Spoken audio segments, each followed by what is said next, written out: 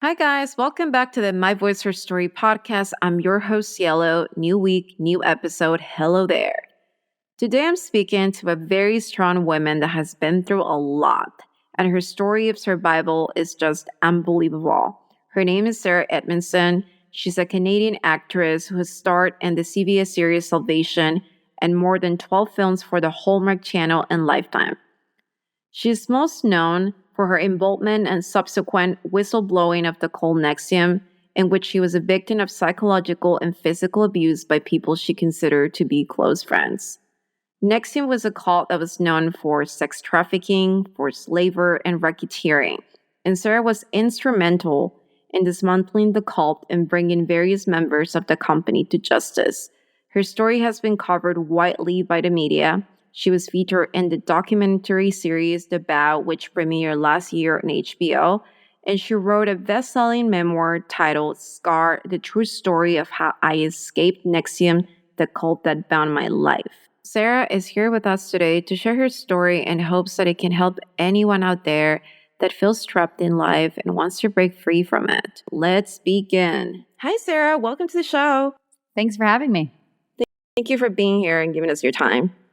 Pleasure. So tell us a little bit about your background. I know you grew up in Vancouver, right? I did. I am the child of a family therapist and a school counselor. Mm-hmm. And I grew up here. I became an actress at a young age. And what else do you want to know? You need to start acting like full. I mean, not professionally, but I've always been interested in the arts. And I was in a theater program in high school. And then I went to theater school for university. And then I moved back to Vancouver and after university. And at that point, I already had an agent and I'd been working in film and television. I started working professionally in my late teens. Late teens. Mm-hmm. Did you ever move to LA?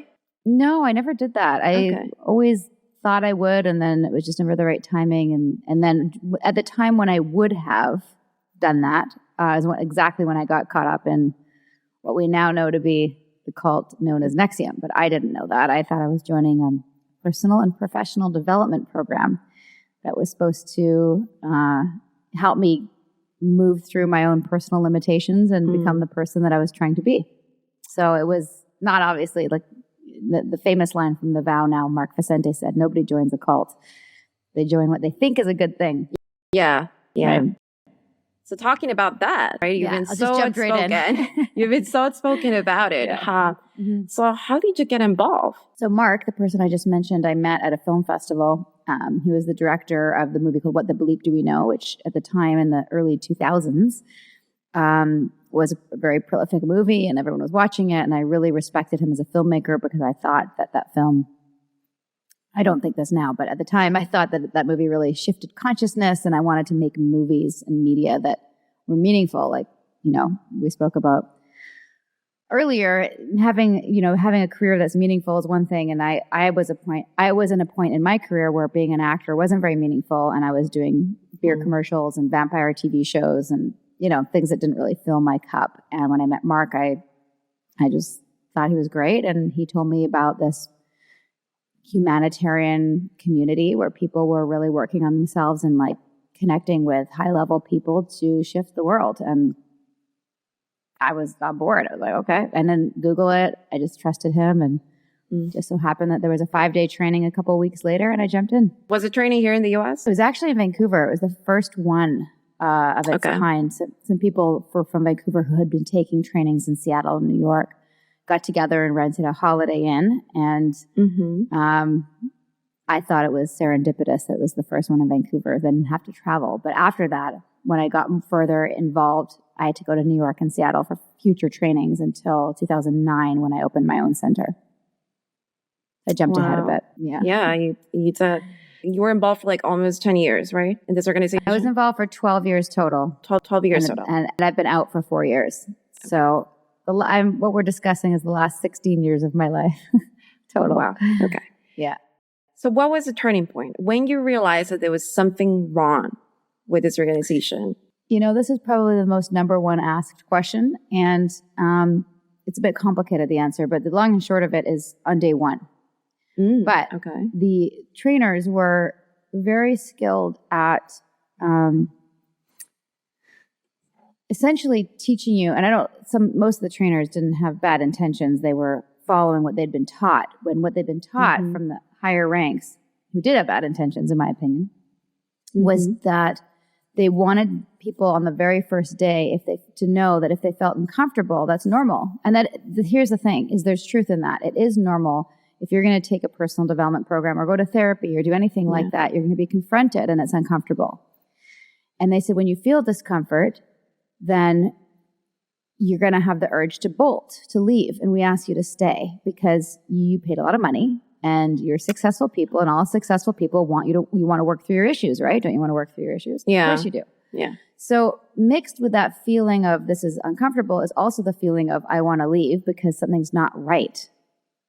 Right? Yeah. So if you agree with that premise that you're going to stick it out even if you're uncomfortable, you're taught from day one to override your natural instinct that something's not right.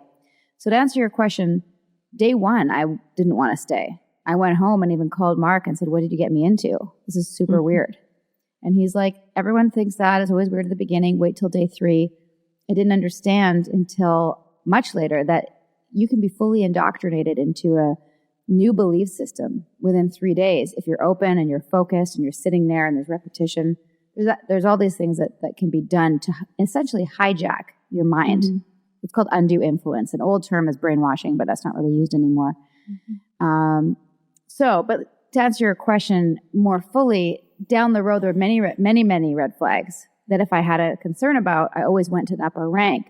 And then it would be sort of flipped back on you, which is a term that's now very commonly used, and people are aware of a term called gaslighting. So, say it again. Are you familiar with the term gaslighting? Gaslighting? No. No, it's okay. So it's essentially, it's a little bit complicated as well, but it comes from a play or movie where there's sort of a sociopathic or basically a mean man in a relationship wants his wife to feel crazy, and he turns the light down on the gas on the gas lights, and so it's dim, and he's reading, and she's like, it's too dark for me to read. And he says, what are you talking about? I can read fine. So he's making her feel crazy. And that has now become a broad stroke term for when, like, for example, if we're in a relationship and I bring something up to you, like, hey, I want to bring up this, like, I notice that you're not helping out around the house. And this is an example of gaslighting. And you might say, oh yeah, well, you're not fulfilling your duties. You said you were going to cook and you're not. Like you're flipping it back on me versus addressing what I'm talking about, as an example. Right. But sociopaths and people who gaslight, there's lots of different things you can do to gaslight. But for us in NXVIM, if you were to ever bring up a concern, it always got flipped back to us and our issues. Because the premise was there from the beginning, that we're there to work on our limitations and our challenges and our limiting beliefs, which is a foundational part of the whole curriculum. So if I ever said, hey, I don't like it, like, why is Keith always surrounded by women? And somebody might say, it seems like you're, like you have a fear, or you have a prejudice. Like what's going on for you that you feel like you need to undermine Keith as our leader? So then I feel bad for even questioning. Does that make sense? Yeah. Wow. That's like really deep. The way they just play with your ideas, like, I know what you're talking about. So what was the mission? I guess the original mission of like this organization when you first got involved? Well, what we thought the mission was, and there was a 12-point mission statement. I could read it to you, but it would take at least 5 minutes. But the main thing was that we were there to become successful, and then to help shift the world and to develop more ethical and more successful humans in the world, and to control the money, wealth, and resources so that we could do ethical things and shift the way that the world was currently, like the trajectory that it was on, which is basically a bunch of unethical leaders. And if we could get to the right people in government and policymakers and even in Hollywood, that was a big goal, is to reach people who were of influence and help them to, basically what we thought we were doing was upgrading our whole, like if you look at the human system as a computer, upgrading the operating system so that we could be more efficient, ethical, honest, successful, joyful. Ultimately, Keith Raniere was the leader. He's in jail now, by the way. one of his main quotes was, "He who has the most joy wins." So we thought that we were teaching the science of joy and teaching people to have it all, right? Wow. One person at a time. Mm-hmm. And by the way, that's why it was so expensive, is because it wasn't for the masses. It was for people who could afford such things, so that we could reach the right type of people and have the trickle-down effect. Were the people involved in this organization basically actors, or they were just regular There were people? a lot of actors, because Mark and I were in the film industry. So when you got involved, you had to recruit to go up the ranks. You had to bring people in if you wanted to become a leader. And that was part of being successful, according to Keith. To be successful, you had to be able to bring people in on your ideas. So if you couldn't bring people in on your ideas, then you couldn't go up the ranks. So anyway, my circle of friends is largely people in film and television and actors and stuff. So that did happen. Yeah. And a lot of the people that are in the headlines are actors because of Mark and I and who we knew, unfortunately. A mess that we're still trying to clean up, both of us.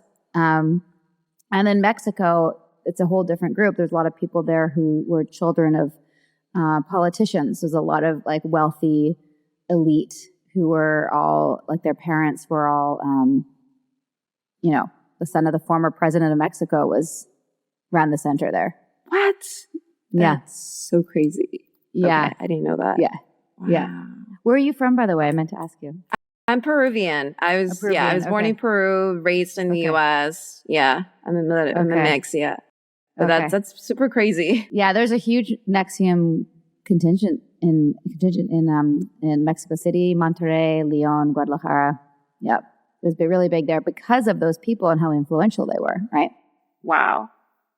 I personally have a really hard time understanding how an organization that has been accused of racketeering, forced labor, sex traffic can get away with all of that for so long. That's what's interesting. They've been operating since 1998, and I got involved in 2005. Okay, so they've been going. They got shut down after about 20 years. Just wait, when did they get shut down? Yeah, almost 20 years. Mm-hmm. And if it hadn't been for Keith deciding to amp up his obsession to keep women loyal, which is why he decided to brand them with his initials, because what he was recognizing, this is my personal take on it. If you can picture, like, do you understand, like, underneath megalomaniacs or narcissists is like this deep shame wound of like thinking that you're nothing. Like that's what's underneath the grandiosity, right? So if you picture somebody like him, he's like this nerdy little nothing schlubby fuckface. Excuse my language. You can edit that out if you need to. Can I swear? Yeah, it's fine. Is it better? All right. Douchebag, whatever you want to call him. Okay. So underneath that's how he feels about himself. So he needs to have like all these women around him, adoring him, feeding him grapes, driving him around, making him breakfast, so that and satisfying all his sexual desires, including, threesomes. By the way, none of this I knew when I was in. None of it. I was told that he was a celibate renunciate. A renunciate being somebody who doesn't have money, doesn't have a car, because he is so evolved. He is like the Buddha himself. Now, the fact that I believe this shit is so embarrassing, but I'm just telling you what I was told and what I believed and what I saw. I didn't see him having sex with all the women around him. I didn't see him doing those things. And if there was ever any doubt, people would say, well, what's your experience? Have you experienced these things? Because articles were written about him when I was involved. And I just thought, how terrible that they would say these things about the most ethical humanitarian in the world. Because that's what we were taught to believe, that there's always going to be people who are trying to destroy us. When you try to teach ethics, there's going to be people who try to take you down. So here it is. We were prepared for it. We were prepared for the media to take down Keith. In fact, just so you know, there's people who are still loyal to him. Yeah. And they think that I made it all up and the people who left made it all up, and that we're just trying to destroy him for like a book deal. Like that, by the way, not worth it. Mm-hmm. Okay. Yeah, no. So those people believe that all the media, everything that's come out, even the trial transcripts and everything that was found at the trial, that it's all made up, because they cannot wrap their head around the fact that they are wrong and that Keith is not who they think he is. That's a big head fuck, to be like, wow. I mean, it was for me too. I was involved for 12 years. I go, wow, I was wrong. I was vouching for someone that turned out to be not only the complete opposite of what I thought he was, but like a really bad person. And I missed it. Yeah. So for them, they have to just keep doubling down, which happens a lot in cults. How did you find out that you were brainwashed? Basically, that everything you believed was wrong. It's a series of things that happened over a period of probably the last 4 years that I was there. But the last 3 months, it's kind of hard to answer that. And it's not one thing. And there's actually a cult expert named Yanya Lalich, and she wrote a book called Take Back Your Life. So if anyone's listening who's getting out of a cult and they want something for healing, that's there, as well as a whole bunch of stuff on my website, which I'll give you the resource link for. But she talks about how, and this happens in relationships too, when someone's in an abusive relationship, which, by the way, is very parallel to what happens in a cult. Yeah. And what happens, it's not like one thing it happens and the person's like, F this, I'm out. They usually have a number of things that happen. And the first thing is like, oh, did he just say something disrespectful? I'm going to put that on the shelf. Is there a shelf behind me? So they put a thing on the shelf, and then something else happens and they put that on the shelf, and something else happens. Like all these things happen that I was like, that's not right. Or what is that? I don't get it. And until one day the shelf breaks. So the thing that broke, and then I was out. And my mom, who's also a therapist and knew that I was in a cult and just kept me close so that I had someone to go to when I woke up. She said, I knew all along, and I knew that you're smart and that eventually you'd wake up. But the thing that woke me up, like fully pulled me out, was not actually the branding itself, because I was told that was a tattoo of the elements. Or not a tattoo, a shape of the elements, but it was finding out that it wasn't that, but it was actually his initials. And also finding out through someone who had left that he was having sex with people. And that so basically, long story, it's so complicated. It's one of the reasons why I wrote the book. So all the details would be in there for anyone who wants to know the whole story. But for sure, I was in NXVIM and I got involved in DOS, which was a subgroup of NXVIM. I was told at the time it was nothing to do with NXVIM, which is also ridiculous because people in NXVIM are super insular and they don't really have many friendships outside of the community. But that subgroup was the thing ultimately that blew it all up, because Keith went too far with his desire to keep people loyal. And just to circle back to what I was saying earlier, he knew that people left. One of his right-hand women, Kristen Keith, left with his son, which we had, by the way, had been told that was an adopted member of the community, but we found out later it was his son. He kept that under wraps. They left a number of years before I left, and he never thought that she would leave. So he needed something to keep people loyal.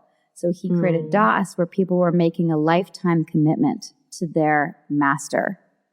And this was supposed to be a women's group. He set it up so it looked like he had nothing to do with it, but in fact, he was the leader of it all, and he was calling the shots.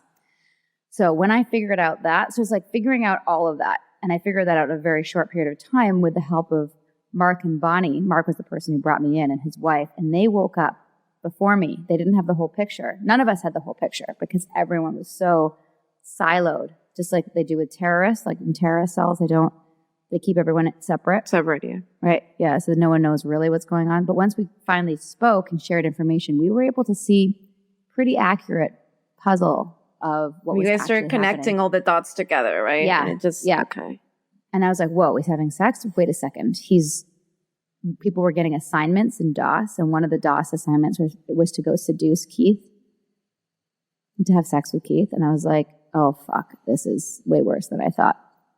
I mean, I hated it. I hated it before I even knew that. But then when I figured that out, I spiraled. And I woke up really quick.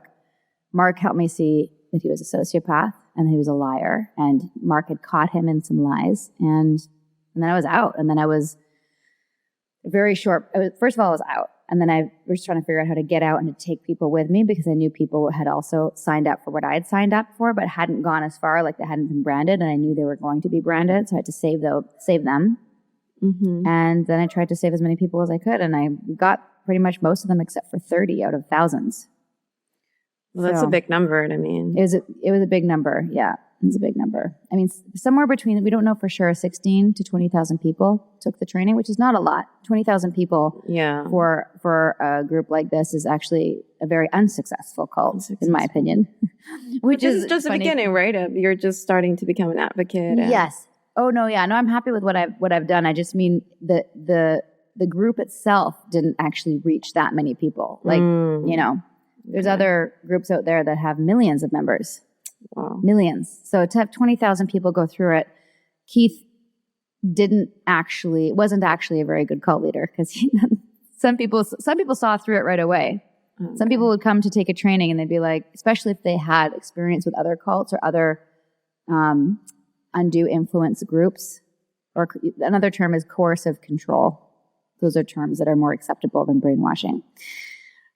So if they'd had an experience in, say, Mormonism or Jehovah's Witness, or they were in a religion that was using certain coercive control techniques, they would go, oh, this is the same thing, and they'd be out. I didn't have that background, so I missed those red flags. Or I was also trying to be obedient, be a good girl, and stick it through and not leave.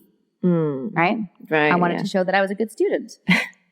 So you were involved for 12 years. Were there things that you had to give up, like specific things that you couldn't do because you were part of this organization? I mean, drugs and alcohol was definitely looked down upon. You weren't supposed to partake in anything that you needed from the outside world to be happy. So we were supposed to generate our own happiness. So we'd have parties and people would be like, wow, you guys are so happy, but there's no alcohol. And be like, we don't need it. So, I mean, I probably had a couple glasses of wine on the down low over that 12-year period, maybe a couple nights of, slight debauchery over but not a lot. I was sort of like frowned upon, like you didn't really talk about it. Okay. Yeah, but it wasn't like you cannot do this. It was more like, what does it mean, Sarah, if you're a leader and you're drinking alcohol at a NXVIM function? That's what happened when I drank too much tequila once in Mexico at an event.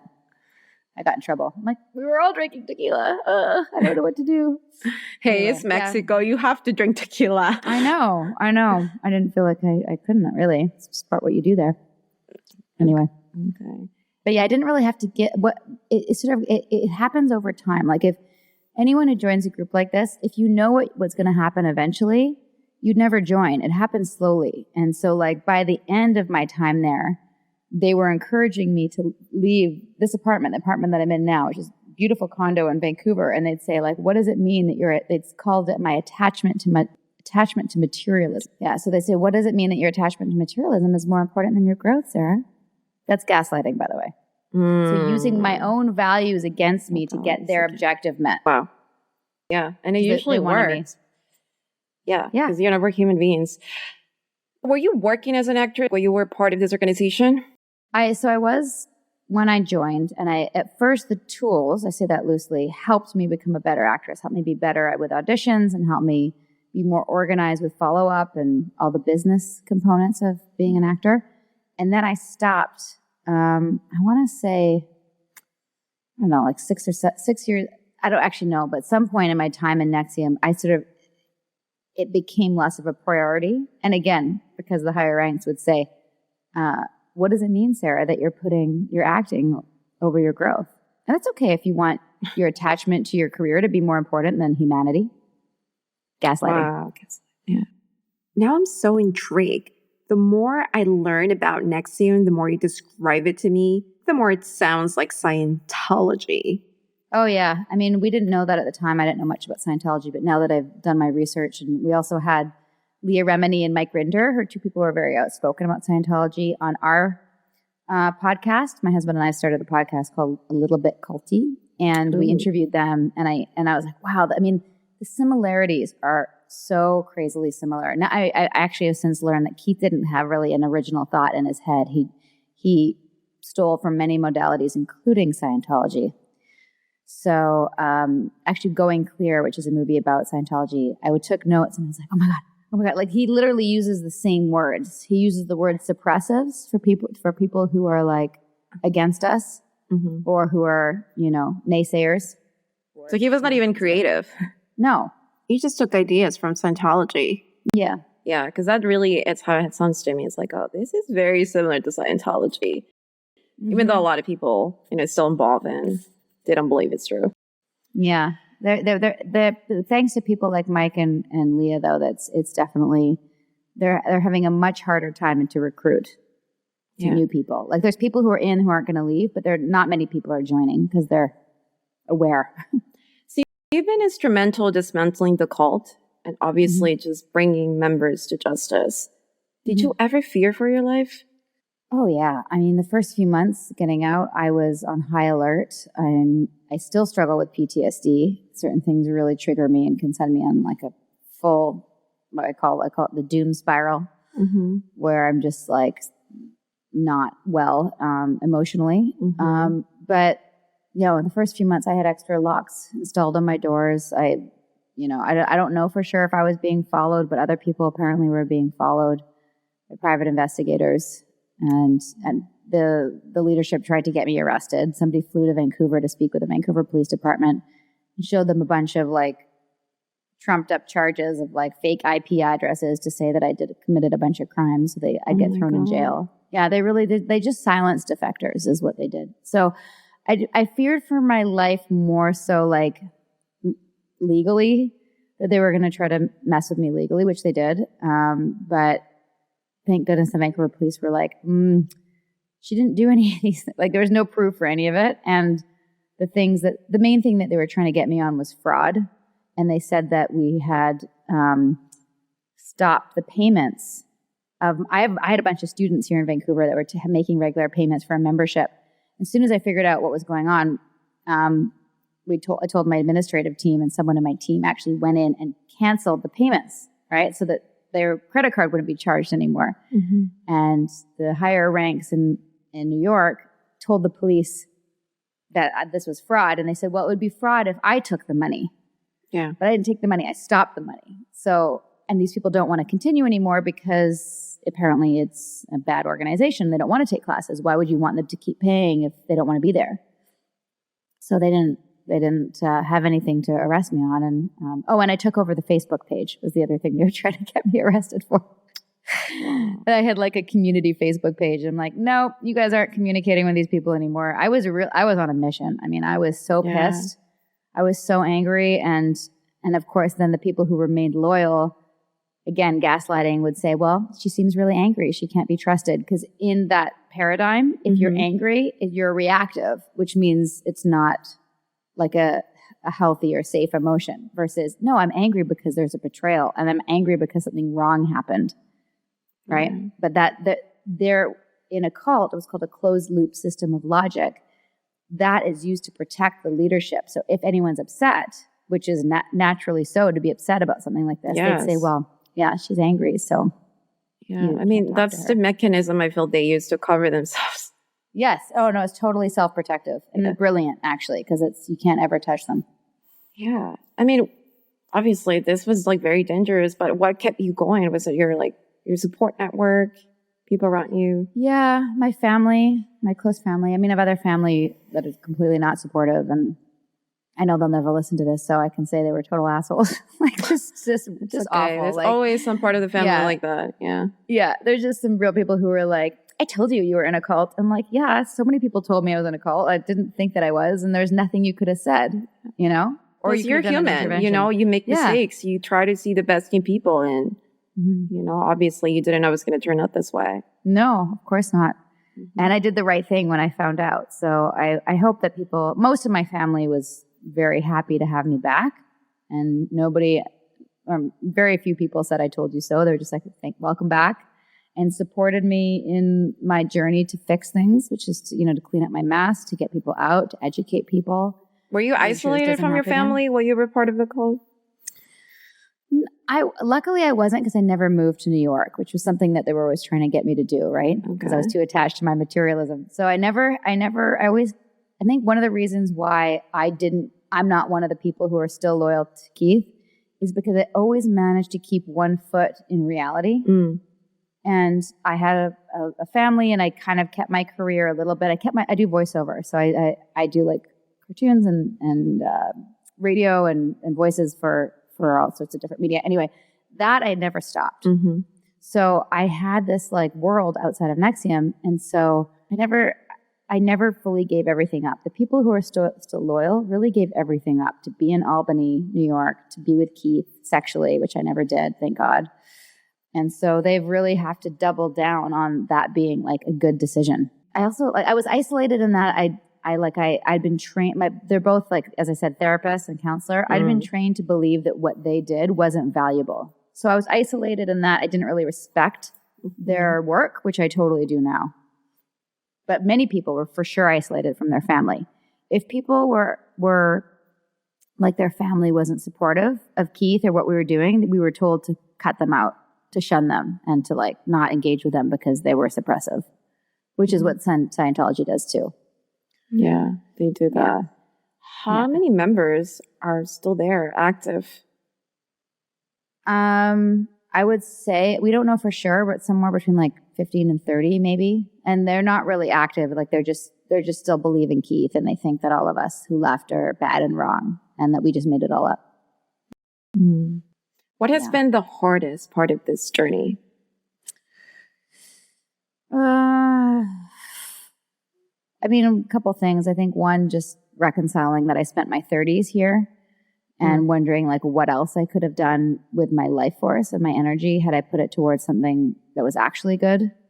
You know, I see a lot of my peers in the acting world who I started off with at the same time, and how much further along they are in terms of their careers. But I think that, you know, my trust in humanity really took a beating. You know, I really thought that I was doing something good, and to realize it was so bad was hard to reconcile. And then also, like, I know that I did the right thing in going public and everything that's happened since then. But, you know, when you are public and you, like, even my first foray out in the world saying, hey, this happened. I mean, now it's very positive in terms of support from like the world. But at first there was a lot of people who just didn't, if people just read the head, not backlash, just negative, like, you know, but how could you have been so dumb to have said yes? And how do you avoid those? Like, how did you not see that? I would have seen that. And I'm like, and that's actually been a huge part of my mission in terms of education, is to share with people that it doesn't look like what it looks like now. When you join, it doesn't look like that. And I actually saw a great meme the other day of like, it was I'm going to butcher this, but it was a meme showing like what cults look like. And it's not like people in robes and they're sacrificing goats and drinking Kool-Aid, which is a reference to a mass suicide that happened in a cult called in Jonestown, the People's Temple. Cults look like, and they can look like, you know, people in a seminar with binders and a whiteboard. Yeah. You know, and it doesn't look like what you think it looks like in your mind. At least like that was my concept of a cult. I didn't understand that could happen in what we now know is, it's called a large group awareness training, where people come in there, it's, you know, psychotherapy or personal development. It's rampant. And it's like, NXVIM was one of thousands. Apparently there's at least 5,000 groups, maybe more in the US. Yeah. Thousands. Have you heard about Landmark? I'm going to be doing an episode on Landmark. It's a little bit culty. Actually, I took a couple of classes in a seminar. I mean, that's how far I went. I didn't go beyond that. Most people do that, and they're like, okay, cool. I don't know what you thought of it, but it's probably has some good stuff at the beginning, right?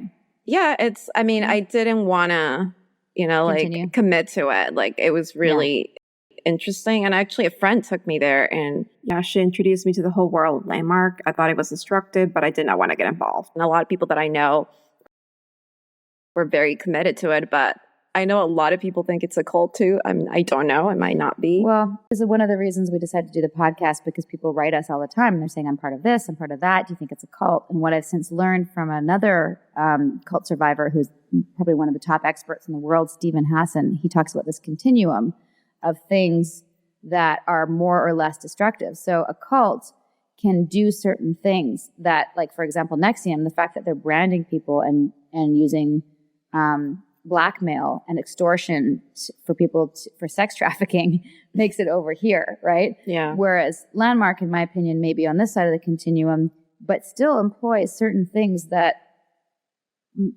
fit into coercive control and are problematic for me, in my opinion, that make it something that I wouldn't recommend for me.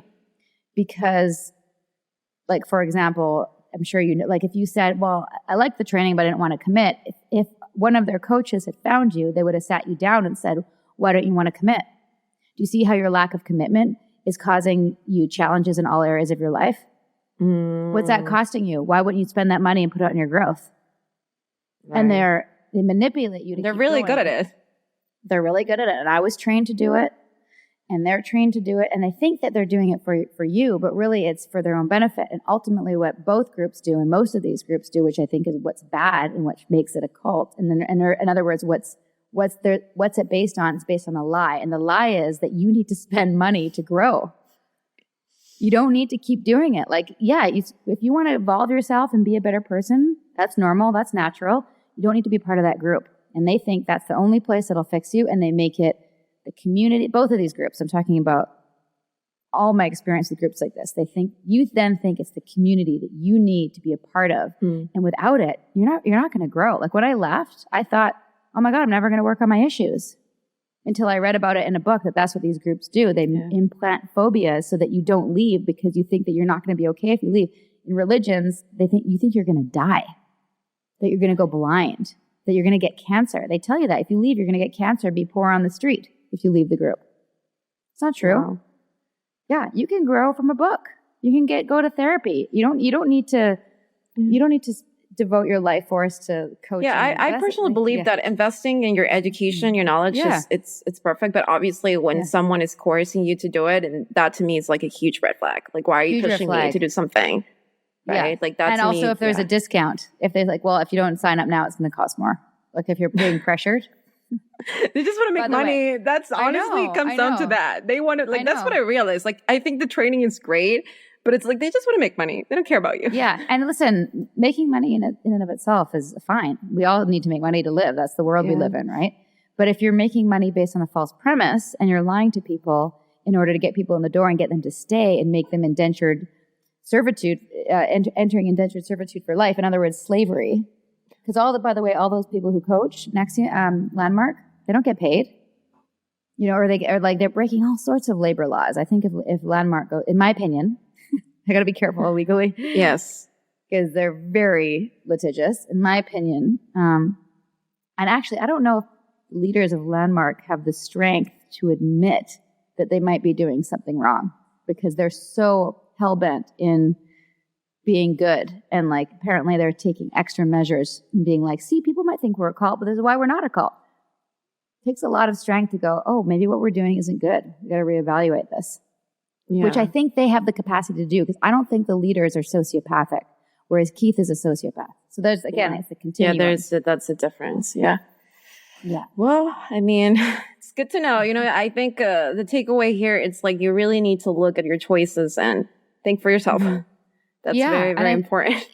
Honestly, I think that if I had been invited to NXVIM today, at the age 44, but also in this current zeitgeist where there's so much pop culture about like the vow and all the documentaries about all of the different cults, like Holy Hell on Netflix, and Wild Wild Country, I think, is also on Netflix. Like all these documentaries, people are obsessed. Murder shows, cult shows. People are obsessed with this content. And now, because of it, the red flags are so obvious. Yeah. Right? And I think young people today are in a much better position because they can see it. Although I think social media is also ripe with all sorts of scammy, shystery life coaches and influencers who are also doing similar yucky things. Yeah. It's a two-edged sword, I think, with social media. Yeah. I was talking a lot of Absolutely. Podcasts. So what has been the hardest belief that you learned during your time in the cult, and that you have to like really reprogram in your head? What is the hardest belief I've had to reprogram? Oh, I should just talked about this in our last episode. I think that this took a while, is recognizing that like my feelings doesn't mean that there's something wrong with me. Like oftentimes with NXVIM, we're like, well, that's just an entry point for your issues. Feelings are very normal and natural, and it's more of an entry point to, I think, just understanding myself. And I think ultimately the biggest shift I've had is learning true self-love, because we thought we were teaching joy and self-love and self-acceptance, but really what they were doing was making us feel shitty about ourselves. so that we'd continue taking classes. I also believe that's what Landmark is doing, in my opinion. It's like you have to also feel kind of broken to keep paying money to fix, right? So, and I ended my book with this awareness as well, like recognizing that I'm not broken. I am already whole and complete. And that self-acceptance and self-love is a journey and not something I'm going to get in a program. It's something that you experience through your own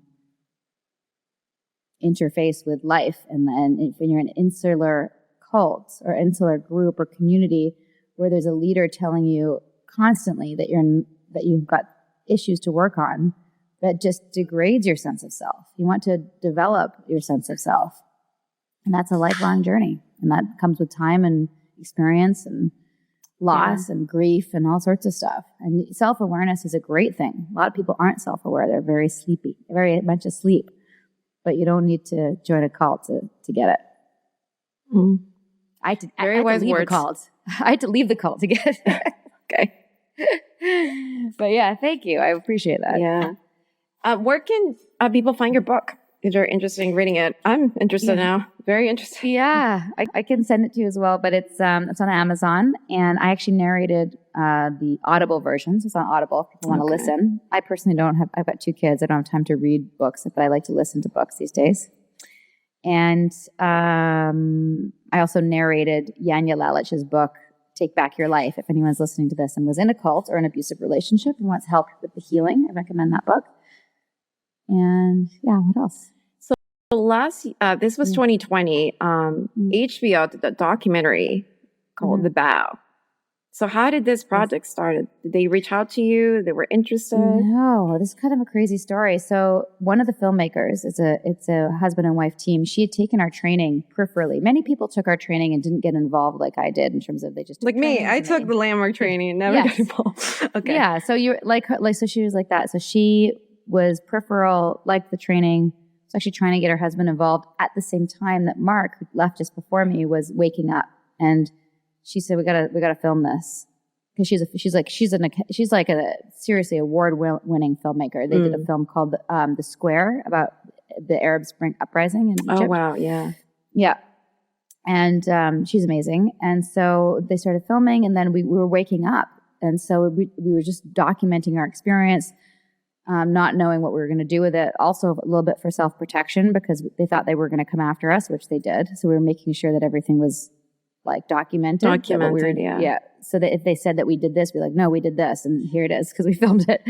Also, so much was already filmed and documented from years prior, because Keith insisted on everything being filmed and recorded to make the library of his genius one day. So we had access to a lot of, not we, but the filmmakers had access to a lot of stuff through Mark because he was the filmmaker at NXVIM in terms of documenting things. And then at some point, I guess they put together, I don't know the details of this, but they put together a package and sold it to HBO, and the rest was history. So when it aired last fall, it had been in the makings for a number of years. And we, like my husband and I, she just walked in. Hey, babe. We watched it in real time, actually right here on this couch, looking at the TV, in the same real time that the rest of the world did. So I mean, I saw footage of things that I'd never ever seen before. Like we weren't part of the editing team. There was things that we saw that I didn't even know existed.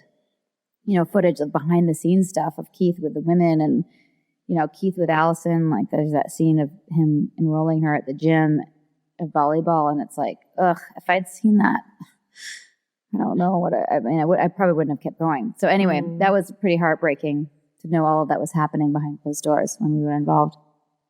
Is it available on HBO Max? I think it's still there. It should be. And season 2 is coming out in the fall. And also season 2 of me and Nippys podcast, a little bit culty. Yes. And so, we are going to do an episode on Landmark if we can figure out how to not get sued.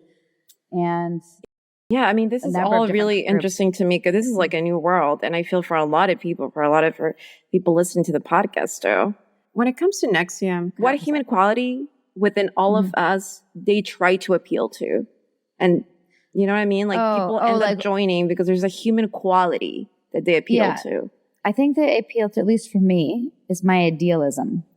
the world can be a better place. And that's something that my parents taught me from a young age, is make a difference, have an impact. Don't be a follower, be a leader. And if you look at some of the people who are still involved, they're very smart people, Ivy League graduates and people who had big visions for the world and wanted to do good. That's an idealistic quality, to be a humanitarian, to be someone who cares about people. I think they also appeal, like in a more negative sense, to a very, not negative, but just, maybe not the best thing that this happens, but I think many of us, at least for me, want to be part of something. I want to be part of a community. I want to feel like I have meaning in my life, that there's answers for things. And I think a lot of people are, especially in the last 15, 20 years, like people are a bit lost, and they want someone to have answers and have a way of living that's healthy, and they're looking for something to follow. Yeah, no, I completely agree with that. And sometimes you feel that that's the way out, and it's good to have a support network, but I feel that it needs to start from here, inside the work. And I think a lot of people don't realize that. What would you say to someone that right now, they might not have been part of a cult, but they're trapped in a very toxic relationship and they're going through a rough time in their lives and they feel that there's no way out? What's your advice to them? I think the first would be to find a counselor or therapist who has an expertise in narcissism or cults and abusive relationships. The books that I mentioned, and there's a bunch of things actually on my website, sarahedmondson.com/resources. And there's tons of things there that I link to other people who are actually like trained therapists that I've worked with that I think are great. But I think like just emotionally, my advice is, because I've been there, I know it feels like there's no way out and that there's not a lot of options, but there are options, and it's not with that person or in that group. And if you feel dependent and you're afraid of leaving, find somebody who's doesn't know that person or doesn't know that group, like separate from it, and ask for help. Because there are resources that exist, and there's lots of, especially government and community support in most cities. Thank you. Yeah, I think that's so important for people to know. And moving forward, what are your plans? What are you working on right now? Well, working on season 2. We're lining up our guests and doing our research. And my main focus really is my family. And having a really good quality of life with them, being a good mom. Voiceover pays the bills. The podcast fills my soul. And what else? Just like managing my life and my leftover anxiety, and just trying to keep it all balanced. Yeah. What has been the biggest change? Do you feel liberated? Is that how you feel? I feel liberated. I also feel like, I joined NXVIM with a very specific goal for myself, but also, sorry, do you hear that noise? There's like construction going on in our building. Okay. I don't know what that is. Okay. Glad you can't hear it. And, I wanted to help people. And obviously we bet on the wrong horse. Like this was not the right way to do it. But, we've been able to help so many more people through the vow, through the book, through the podcast. And I've been able to align with, actually, I forgot to mention this. There's an organization called #IGotOut or igotout.org. And these are people, it's also on my website, really good resource for people who are looking to connect with other survivors and want to speak either anonymously or publicly and share their stories, because most people don't speak because when they realize they've been duped, either in an abusive relationship or a cult, they feel embarrassed and they don't want to talk about it, and they just want to shove it under the carpet and walk away. And that's how these things continue to exist, because survivors don't speak out, which just happened to Cosby. All these people spoke out, and then he still got away with it. Like, what the? Can't believe it. Anyway, no, it's crazy. It's so crazy. Don't even get me started on that tangent. So, in answer to your question, I feel more empowered, more liberated, more on purpose than ever. And it's just kind of ironic that I had to go through this, like, big circle to find myself, find who I am, find what I'm meant to do. And it feels right. Nice. Yeah, I'm sure. Wow. Everything that you told me, your story is just incredible. So to end things on a lighter note, I'm going to ask you some fun questions. The first one is, if you were not an actress, what would you be doing right now? I think I'd be actually a really good manager, like a talent manager. And if not that, I also would love to be one of those people that goes and like travels around the world reviewing high-end resorts. That's what I think I'd be really good at. If you could have 1 hour in a park to sit on a bench with someone that you admire, past and present, who would that be and why? Oh my God. That's a tough one. I mean, I think that saying Oprah would be true, but also a cliche. Also Gandhi, also a cliche, but also very true. Who do you think, Nip? 1 hour on a park bench? Yeah, with anybody. You know me well. Dead or alive? Dead or alive? No? Dead or alive either. Oh, yeah, totally. I'd love to. I'm going to cry at my grandpa.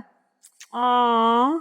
Yeah. That's so beautiful. He was so worried about me when I was in. I did get to tell him just before he passed that I got out, and he was very, very, very happy. But I have still more to say to him. He's near you, baby. Yeah, very near you. Don't worry. Aww. Awesome. So what are you obsessed with right now?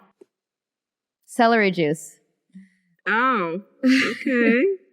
So random. So random. And bulletproof coffee. I'm doing keto diet. Oh, okay. Yeah. Yeah. A little bit culty also. A little bit culty. Yeah. Because there's some remains from these days. Okay. Well, thank you so much, Sarah. This has been such a wonderful conversation. I definitely want to check out your book. It's incredible what you've been through. You're honestly a survivor. And just keep doing the amazing work you're doing. And thank you. Yeah, I'm sure that you're going to help a lot of people with your platform. I hope so. That's the goal. Thank you so much. Thank you so much for giving us your time. And thank you for the great questions and kind words. Awesome. Thanks. Have a beautiful day. Bye-bye. You too. Bye. That is all for today. Thank you so much for tuning in. Don't forget to subscribe to our podcast. We have an incredible lineup of guests, so you're not going to want to miss any of our episodes. Also, connect with us on Instagram and join our Facebook group at My Voice or Story for more tips on how to live your best life.